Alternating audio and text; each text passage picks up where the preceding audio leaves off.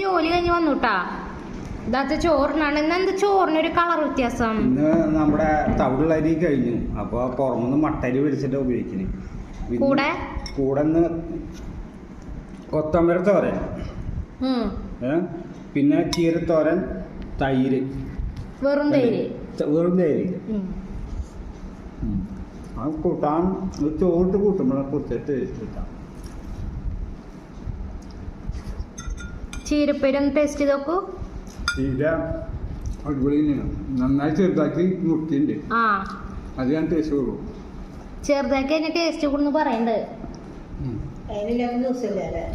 എന്ന് അലിയുണ്ടാവും.